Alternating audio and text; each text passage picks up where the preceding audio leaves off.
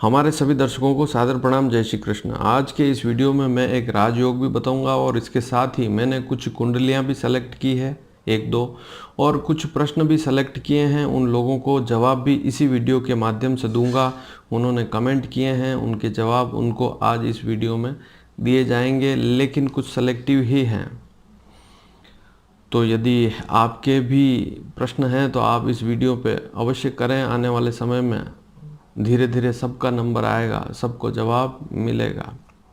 मेरी कोशिश यही रहेगी कि सबको मैं जवाब दे पाऊँ और सबकी समस्याओं का समाधान कर पाऊँ।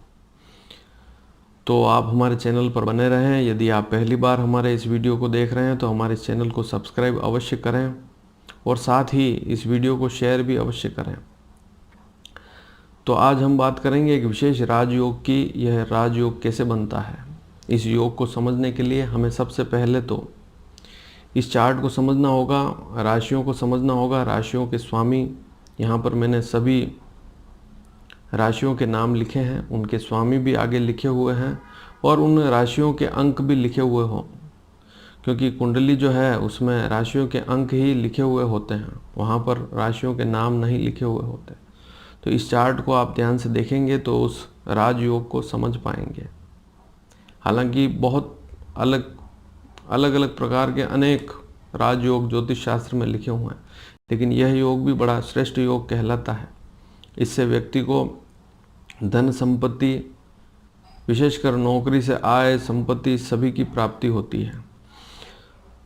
तो आप सबसे पहले यहाँ पर देखें कि ये जो राशियाँ हैं, मेष वृश्चिक का स्वामी मंगल है, वृषभ तुला का स्वामी शुक्र है, मिथुन और कन्या का स्वामी बुध है, कर्क का स्वामी चंद्रमा है, सिंह 5 अंक का स्वामी सूर्य है। इस प्रकार से सभी अंकों को समझ लें, उनकी राशि, उस अंक की राशि क्या कहलाती है।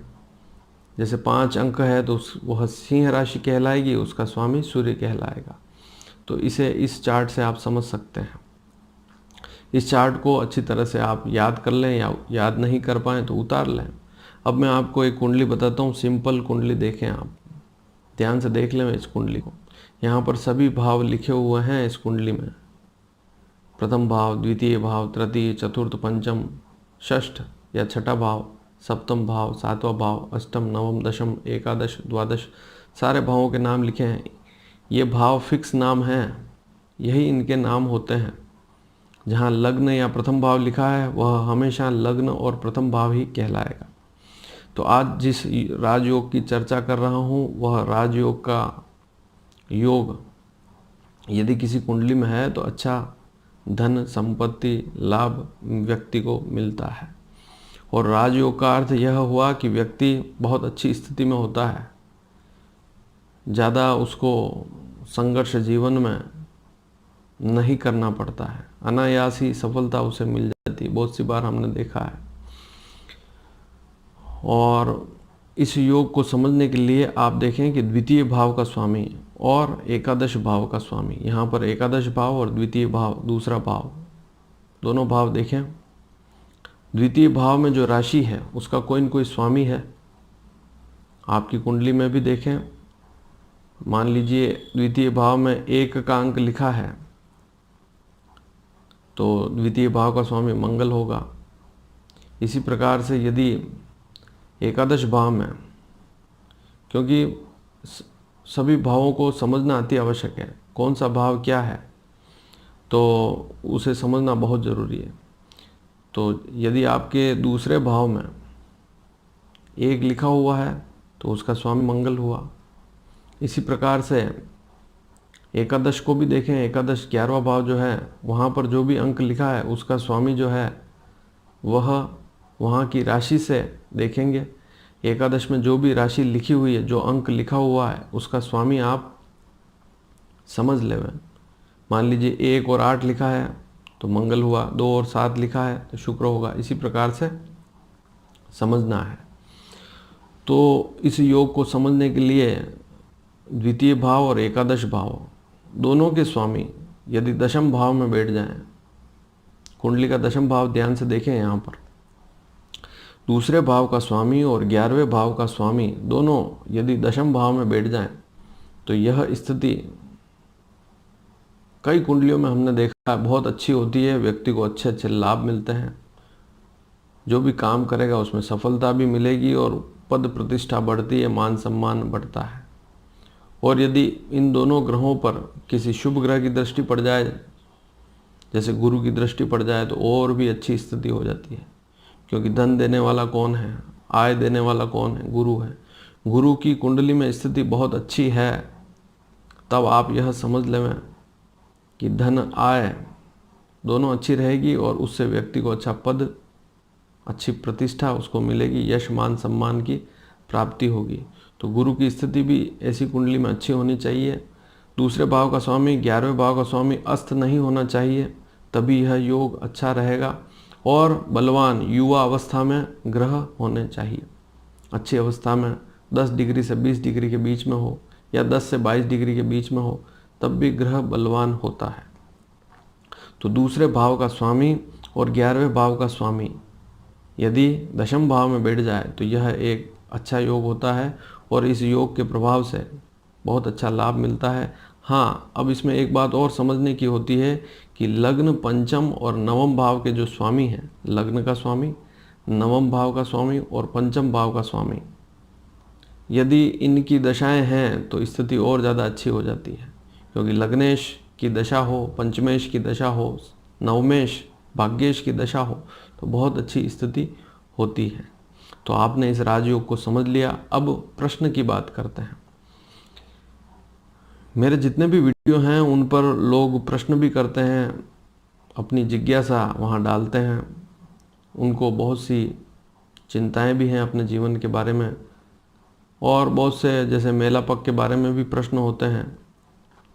तो अब मैं कभी कभी वीडियो में उनके जन्म समय या उनके प्रश्नों को भी लेकर यहाँ पर उनके जवाब दूंगा।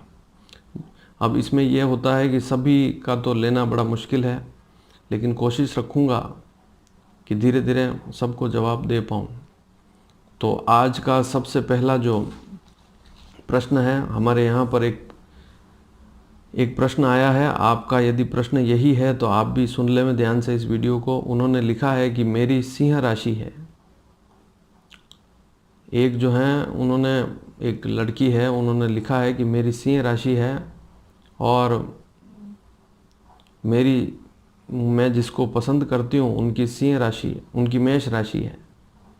मेरी सिंह राशि है, मैं जिनको पसंद करती हूँ उनकी मेष राशि है। और मेरा जो है राक्षस गण है, और जिनसे मेरा अटैचमेंट हो चुका है या उनसे मैं शादी करना चाहती हूँ, उनकी मेष राशि मनुष्य गण है। तो क्या शादी हो सकती है? वैसे तो यह प्रश्न ही अधूरा है, क्योंकि जो गण होते हैं राशि में, नक्षत्र के अनुसार पर जो नक्षत्र होते हैं हमारी राशि में, उन्हीं के अनुसार गणों को देखा जाता है कि मनुष्य गण है, राक्षस गण है। तो इसका आधार नक्षत्र है, लेकिन इनके प्रश्न का जवाब देना अब जरूरी तो होगा ही।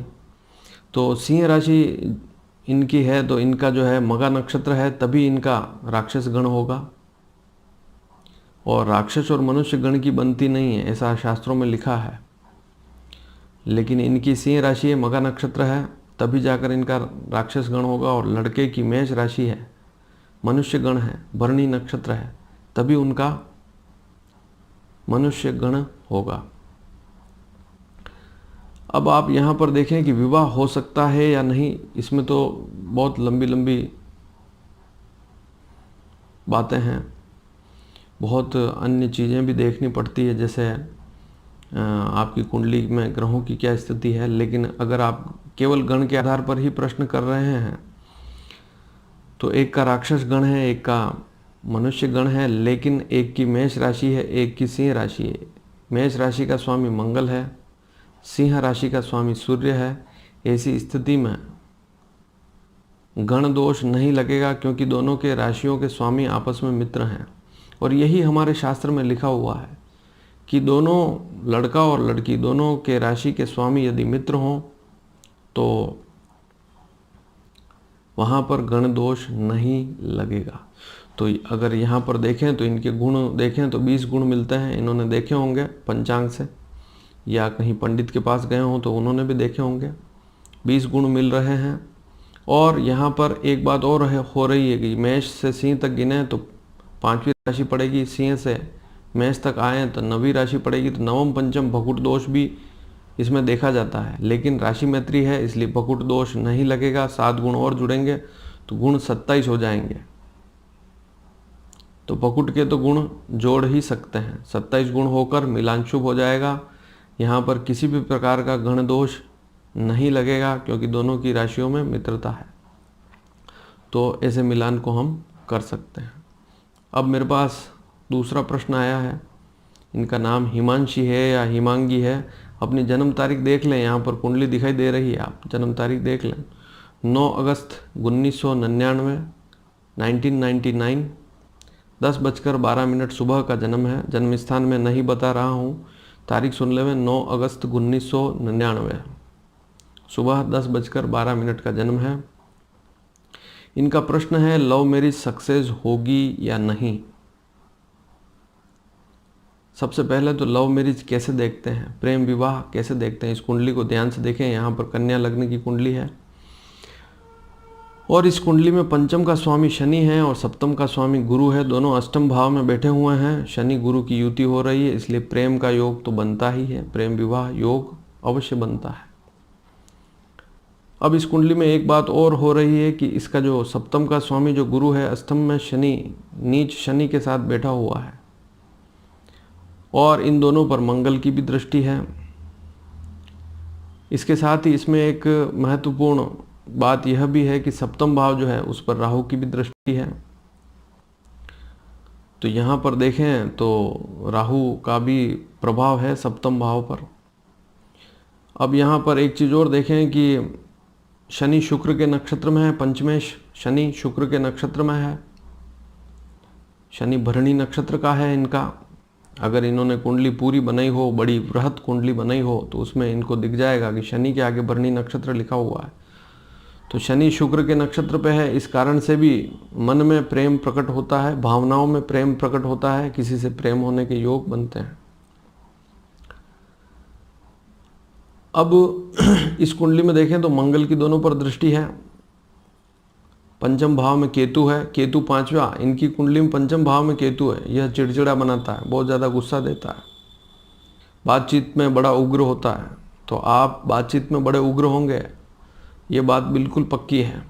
थोड़ा सा ध्यान रखें बातचीत में, क्योंकि ससुराल जाना है, आप लड़की हैं और ससुराल जाएंगे तो वहाँ भी आपको बातचीत में थोड़ा सा ध्यान तो रखना ही पड़ेगा। और अभी तो अकेले हैं, फिर एक जोड़ा बन जाएगा तो वहाँ पर आपको थोड़ा सा अपनी वाणी पर संयम रखना होगा, क्योंकि मंगल दूसरे भाव में अकारक स्थिति में है।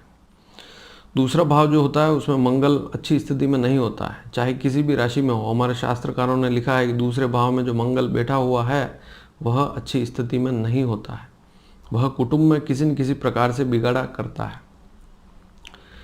लेकिन अब यहाँ पर एक बात और है कि मंगल जो है, इस कुंडली में मंगल जो है उसकी शनि और गुरु पर दृष्टि है और यहाँ पर देखें तो सप्तम भाव में राहु की दृष्टि है, शनि की चंद्रमा पर दृष्टि है। इसी प्रकार से शनि की यहाँ पर देखें तो पंचम भाव में भी दृष्टि है। ये सारी स्थितियाँ, शुक्र इनका सिंह राशि का है, ये अच्छा नहीं होता है। मैं पूर्व में भी एक वीडियो में बता चुका हूँ कि शुक्र यदि सिंह राशि का हो तो फिर व्यक्ति विचारशील होता क्योंकि चंद्रमा पर भी शनि की दृष्टि होने के कारण ज़्यादा विचार करेंगे तो विवाह में देरी होती जाएगी। इनकी दशाएं काफ़ी अच्छी चल रही है, ये एक प्लस पॉइंट है। दूसरा, इनका लग्नेश लाभ भवन में बैठा हुआ है, कोई प्लेनेट अस्त नहीं है। वैसे तो एकादश भाव में कोई भी प्लेनेट बैठ जाए अच्छी स्थिति होती है, लेकिन सूर्य राहु की ग्रहण युति भी कहते हैं, लेकिन ग्रहण ऐसे योग नहीं बनता है, ग्रहण योग ऐसे नहीं बनता है। अगर आप चाहें तो मेरा वह वीडियो भी अवश्य देखें। तो इनको अभी वर्तमान में कन्या लग्न है, शनि की दशा चल रही है। शनि की दशा इसमें मध्यम होती है कि क्योंकि मूल त्रिकोण राशि इनकी शनि की जो है 6ठे भाव में है। शनि वैसे तो देखें तो इसमें ठीक ठीक रहता है। शनि की दशा चल रही है 10 नवंबर 2012 से 10 नवंबर 2031 तक चलेगा। शुक्र जो है वह भी व्यक्ति को शौकीन बनाता है। शनि जो है शुक्र के नक्षत्र में है, और शनि की चंद्रमा पर दृष्टि, ये कन्फ्यूज़न वाली स्थिति जो है इसे हटा देवें आप, और आप एक पन्ना रत्न धारण करें। इससे आपका नौकरी कामकाज बहुत अच्छा योग है, आपकी कुंडली में अच्छी नौकरी के योग भी बन सकते हैं। अब विवाह की बात करें, क्योंकि आपका मूल प्रश्न तो यही है कि विवाह करें या ना करें, तो थोड़ी सी शक्ति लगाएं, एक पन्ना रत्न धारण करें। यदि प्रेम विवाह करते हैं तब भी ठीक रहेगा, कोई समस्या वाली बात नहीं। लेकिन कुछ बातों पर जो मैंने प्रकाश डाला है उस पर थोड़ा सा ध्यान देवें कि आपकी कुंडली में मंगल दूसरे भाव में है, केतु पंचम भाव में है। अपनी उग्रता और अपनी बातचीत का जो ढंग है उसमें थोड़ा सा परिवर्तन करेंगे तो आपके पति के साथ, होने वाले पति के साथ आपकी स्थितियां, प्रेमी के साथ आपकी स्थितियां अच्छी रहेगी। अब मेरे पास एक तीसरा प्रश्न आया है कि मेरा एक वीडियो था संतान पक्ष वाला, उसमें पंचम में राहु, मैंने बताया था कि पंचम में राहु हो, वृषभ राशि पर हो तो थोड़ी समस्याएं रहती है, शिक्षा में बाधा रहती है। तो इन्होंने पूछा है कि मेरा जो है इसमें उन्होंने कुंडली डाली है और उसमें कहा है कि पंचम भाव जो है उसमें राहु बैठा हुआ है वृषभ राशि पर, मकर लग्न की कुंडली है। हालांकि मकर लग्न में राहु इतना बुरा नहीं होता, लेकिन फिर भी पंचम भाव में राहु है। अब आपने केवल प्रश्न जो किया है बहुत सूक्ष्मता से कर लिया कि पंचम भाव में राहु है वृषभ राशि पर तो क्या होगा, ऐसे नहीं देखा जाता। अच्छा, आपने यह भी नहीं कहा कि मुझे संतान संबंधी समस्याएं हैं या मुझे शिक्षा में बाधा है या मेरी आयु क्या है, ये तो आपने बताया ही नहीं। आपने कहा कि पंचम में राहु है, तो केवल एक राहु के कारण स्थितियां खराब नहीं होती हैं। और मान लीजिए अगर आप परेशान हैं तो आपने पूछा है कि उपाय क्या करें इसके, संतान आपको नहीं हो रही है या शिक्षा में बाधा है, तो इसका उपाय यही है कि राहु के लिए हम मलिन लोगों की सेवा करें। फटे पुराने कपड़े पहने हों, रोड के किनारे रहते हों, बहुत ही दरिद्र स्थिति में हों, गरीब हों, ऐसे लोगों को बुधवार के दिन आप भोजन देवें तो आपको लाभ मिलेगा। यही राहु का सबसे बड़ा उपाय है। कचरे बिनने वाले लोग हों, उनको भी अगर आप कुछ देते हैं, भोजन देते हैं, तो आपको श्रेष्ठतम लाभ की प्राप्ति होगी। एक बात ध्यान रखें, जितना अधिक और महंगा उपाय करेंगे, अधिक मात्रा में महंगे उपाय करेंगे तो आपको कोई भी लाभ नहीं मिलेगा। सिंपल उपाय करने हैं तो बुधवार के दिन भोजन कराएं। जैसे आपने देखे हो अंधे होते हैं बच्चे, बहुत से उनके विद्यालय भी हैं, ऐसी संस्थाएं भी हैं, वहाँ पर भी अगर आप भोजन कराते हैं बच्चों को तब भी आपको लाभ मिलेगा। राहु के दोष दूर होते हैं। राहु के दोष दूर करने के लिए यहाँ पर हमें हनुमान जी की उपासना करें तब भी शुभ रहेगा। तो ये मेरे पास एक प्रश्न आया था कि पंचम में राहु है, वृषभ राशि का है, मकर लग्न है, तो क्या होगा। इतना सा छोटा सा प्रश्न, ऐसे प्रश्न ना करें। या तो आप जन्म की डिटेल डालें, अपना नाम भी ना डालें, गर्ल या बॉय, लड़की है या लड़का है, ये लिखते हुए तो उससे। और आप हमारा वीडियो देखते रहें, हो सकता है आपका भी नंबर आ जाए और आपके प्रश्न का जवाब इस वीडियो पर ही आपको मिल जाए तो और ज़्यादा अच्छा आपको लगेगा। अगला प्रश्न मैं ले रहा हूँ, इन्होंने पूछा है कि दोनों का श्रवण नक्षत्र है। अभी मेरे पास एक प्रश्न आया कि लड़का और लड़की दोनों का श्रवण नक्षत्र है, दोनों की अंत्य नाड़ी है, एक का दूसरा चरण है, एक का चौथा चरण है, दोष लगेगा या नहीं। वैवाहिक मिलान के संदर्भ में प्रश्न है। लड़के का और लड़की का दोनों का श्रवण नक्षत्र है, एक का दूसरा चरण है, एक का चौथा चरण है, तो नाड़ी दोष लगेगा या नहीं लगेगा। दोनों का श्रवण नक्षत्र है, मैंने आपको पहले ही बताया था कि पाद वेद देखें, पहले का चौथे के साथ, दूसरे का तीसरे के साथ दोष लगता है, लेकिन श्रवण नक्षत्र में तो दोष लगता ही नहीं। कोई भी चरण हो, सेम चरण हो तब भी विवाह कर सकते हैं। 28 गुण मिल रहे होंगे इसमें, तो आप इस विवाह को कर सकते हैं। एक का दूसरा, एक का चौथा चरण है, चरण अलग अलग हैं, कोई दोष नहीं लगेगा, इस विवाह को कर सकते हैं, कोई तकलीफ वाली बात नहीं। एक प्रश्न मेरे पास थोड़ा सा उल्टा सीधा गलत भी आया है, इसको भी मैंने लिया है। लड़का जो है उसका पुष्य नक्षत्र है और लड़की का आश्लेषा नक्षत्र है, उन्होंने लिखा है, वैसा ही तो बताऊंगा मैं आपको। लड़के का पुष्य नक्षत्र है, लड़की का आश्लेषा नक्षत्र है, नाड़ी दोष लगेगा या नहीं लगेगा? तो सबसे पहले तो आपको यह समझा दूं कि नाड़ी दोष कैसे देखते हैं। दोनों की नाड़ी एक हो तभी नाड़ी दोष देखते हैं। सबसे पहले तो आपने कुंडली खोलकर देखा ही नहीं कि दोनों का नक्षत्र क्या है। पुष्य नक्षत्र मध्य नाड़ी होती है, आश्लेषा नक्षत्र अंत्य नाड़ी होती है। अब दोनों की नाड़ियां ही अलग अलग है तो नाड़ी दोष कैसे लगेगा? तो सबसे पहले तो प्रश्न ही गलत है। और यदि इस विवाह को करना चाहते हैं तो कर सकते हैं, कोई तकलीफ वाली बात ही नहीं, क्योंकि दोनों की नाड़ी अलग अलग है। तो पुष्य नक्षत्र और आश्लेषा नक्षत्र का विवाह कर सकते हैं। पुष्य नक्षत्र का स्वामी बुध है, पुष्य नक्षत्र का स्वामी शनि है और आश्लेषा नक्षत्र का स्वामी बुध है, दोनों मित्र भी हैं। कर्क राशि है दोनों की, विवाह क्यों नहीं कर सकते? कर सकते हैं, लेकिन नाड़ी दोष तो प्रश्न ही गलत है आपका। तो ये तो प्रश्न ही गलत है, तो सोच समझ के प्रश्न करें। सबसे पहले आप यह समझें, मैंने इतने नाड़ी दोष पे वीडियो बनाए हैं, आप ध्यान से उनको देखें कि दोनों की नाड़ी एक हो तब ही नाड़ी दोष लगता है। अब अंतिम, लड़का है या लड़की ये तो पता नहीं। आप यहाँ पर एक कुंडली देख लें। 2 दिसंबर 1994 दोपहर की 12 बजे इनका जन्म है। शादी कब होगी, यह इनका प्रश्न है। कुंडली आपको दिखाई दे रही होगी, कुंभ लग्न की कुंडली है। इनका प्रश्न है 2 दिसंबर 1994 और दोपहर 12 बजे का जन्म है। शादी कब होगी? सबसे पहले तो आप यह समझें कि आपकी कुंडली में शनि लग्न में बैठा हुआ है, सप्तम में मंगल है। सामान्य तौर से इसे मांगलिक भी कहा जाता है। मंगल हालांकि सिंह राशि का है, मित्र राशि का है, केंद्र में है। आपकी कुंडली में शश योग भी बन रहा है, लेकिन मंगल की शनि पर दृष्टि है, राहु की भी दृष्टि है शनि पर, इसलिए थोड़ी सी समस्या रहती है। लेकिन आपको विवाह के साथ साथ काम धंधे में भी लाभ तो मिलना चाहिए। आपका जो है चंद्रमा और बुध दोनों अस्त हैं। दशम भाव में सूर्य, बुध, चंद्रमा और गुरु 4 प्लेनेट बैठे हुए हैं, बहुत अच्छी स्थिति है। गुरु चंद्रमा की जो दोनों की युति जो होती है वह गज केसरी वाला योग कहलाता है। इसी प्रकार से सूर्य बुध दशम में बैठे हुए हैं तो सूर्य बुध आदित्य योग कहलाता है। हाँ, शुक्र राहु, शुक्र काफ़ी अच्छा है, भाग्य स्थान में ही बैठा हुआ, काफ़ी अच्छी स्थिति।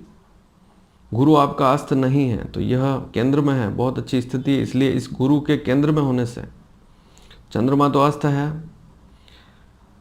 गुरु के केंद्र में होने से आपके मंगल का दोष वैसे तो समाप्त हो जाता है। अब मंगल की दृष्टि जो है, सप्तमेश सूर्य है, दशम भाव में बैठा हुआ है। सूर्य पर मंगल की दृष्टि है, सूर्य पर शनि की दृष्टि है। लेकिन हमारे शास्त्र जो हैं उसमें लिखा हुआ है कि शनि की दृष्टि सूर्य पर पड़े। हालांकि शनि की दृष्टि को बहुत खराब कहा है, लेकिन सूर्य का कुछ नहीं बिगड़ता। सूर्य की दृष्टि यदि शनि पर पड़े तो ज़्यादा स्थिति खराब हो जाती है। लेकिन यहाँ पर शनि की दृष्टि गुरु, चंद्रमा, बुध पर भी तो है। गुरु विवेक है, चंद्रमा मन है, माता है, माँ की स्थिति है, सूर्य पिता की स्थिति है, बुध ज्ञान है, शनि लग्न में काफ़ी अच्छी स्थिति में है। अब आपकी देखें कि 18 जून 2010 से 18 जून ये जो है बुध की दशा चल रही है, 18 जून 2010 से 18 जून 2027 तक चलेगी। तो बुध की दशा तो इस कुंडली में काफ़ी अच्छी होती है।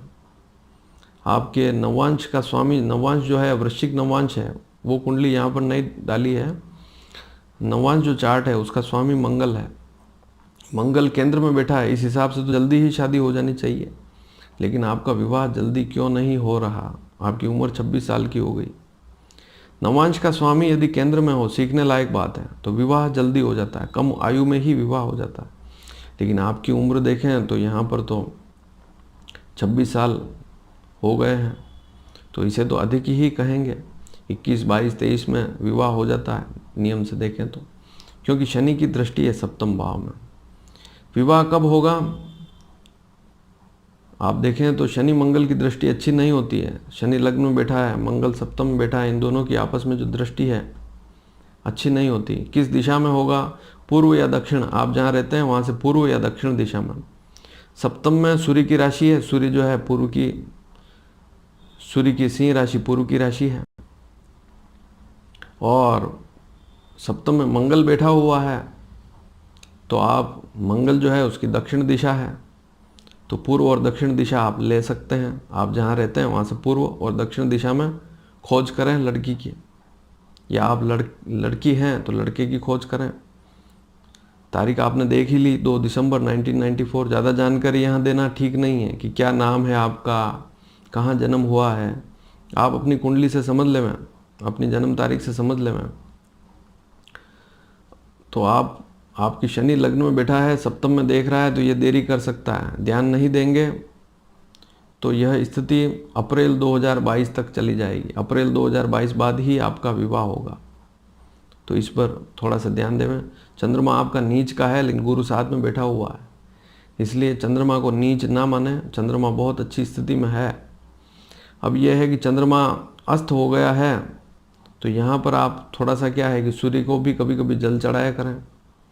शनि लग्न में काफ़ी अच्छी स्थिति में, अच्छा पद मान सम्मान मिले, अच्छी नौकरी मिले, तो आप कोशिश भी करते रहें। आपकी नौकरी अच्छी लग सकती है, अच्छा पैसा मिल सकता है, अच्छा मान सम्मान मिल सकता है। तो सबसे पहले तो ये आपके पास यदि पैसा होगा, मान सम्मान होगा, नौकरी अच्छी होगी। आपने यह लिखा नहीं कि आपकी नौकरी कहाँ है, कैसी है, लेकिन आपकी कुंडली देखकर लगता है कि योग तो अच्छे हैं आपकी कुंडली में। थोड़ा सा और प्रयास करेंगे तो और अच्छी उपलब्धि मिलेगी। जब जेब में पैसा आएगा तो विवाह वाली स्थिति और ज़्यादा अच्छी हो जाएगी। और विवाह में रुकावट का कारण क्या है, शनि मंगल की आपस में जो दृष्टि है, लग्न सप्तम में बैठे हुए हैं, यह ज़्यादा गंभीर स्थिति हो जाती है। तो अगर देखें तो इसमें योग की स्थिति देखें तो यहाँ पर अप्रैल 2022 बाद योग बन ही जाएगा, लेकिन पहले ही कोशिश करें तो ठीक रहेगा। हाँ, यहाँ पर सूर्य बुध की भी युति है, तो पसंद वाली स्थिति भी आती है। बहुत सी बार व्यक्ति बहुत ज़्यादा पसंद वाली चीज़ें भी, मान लीजिए आप ज़्यादा नखरे करेंगे या ज़्यादा समय ख़राब करेंगे तो वह भी ठीक नहीं। लड़कियां आती है, समझ में आती है, या लड़के, आप लड़की हैं और लड़के आ रहे हैं, समझ में आ रहे हैं, तो ज़्यादा नखरे ना करें, कर लें विवाह तो ठीक रहेगा। 19-20 चलता है। ज़्यादा आप पैकेज देखेंगे अगले व्यक्ति में भी, तो फिर क्या है कि उसमें आज के समय में देरी होने का कारण ही यही है। खुद का भी पैकेज अच्छा होना चाहिए, और जिससे विवाह कर रहे हैं उसका पैकेज भी बड़ा ज़बरदस्त होना चाहिए। तो आज मैंने 6 कुंडलियाँ ली है, और इनको चाहिए कि मंगल सप्तम भाव में है, केवल सूर्य की आराधना करें, सूर्य की पूजा करें, और इसके साथ ही भगवान विष्णु की अधिकतम उपासना करें, और देवी के भी मंत्रों का जाप करें। दुर्गा चालीसा है, या आपको जो भी देवी के मंत्र याद हैं उनका पाठ करें। देवी के मंदिर में जाएं, वहाँ दर्शन करें, तो आपको लाभ मिलेगा। शुक्र राहु साथ में बैठे हुए हैं, बुद्धि खराब करते हैं, तो राहु के लिए भी कभी कभी आप गरीबों की सेवा करें। जो फटे पुराने मैले कपड़े पहने हुए लोग हों उनकी सेवा करें। जो मलिन लोग हों, जिनके पास कपड़े नहीं हैं, जिनके पास व्यवस्थाएं नहीं है, रोड पर रहते हैं, उनकी सेवा करने से आपको लाभ मिलेगा, और आपकी मानसिक स्थिति भी अच्छी रहेगी।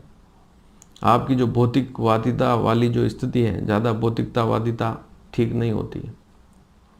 तो शुक्र राहु की युति ठीक नहीं है, तो ये उपाय करेंगे तो आपके लिए ठीक रहेगा। तो 6 लोगों के प्रश्न मैंने लिए हैं इस वीडियो में। धीरे धीरे जब भी समय मिलेगा, अगर योग बना तो आपकी कुंडली भी इस वीडियो में आ सकती है, आपका प्रश्न भी इस वीडियो पे आ सकता है। तो आप चाहें तो अपने प्रश्न डालें, लेकिन प्रश्न अधूरे ना डालें। धन्यवाद। जय श्री कृष्ण।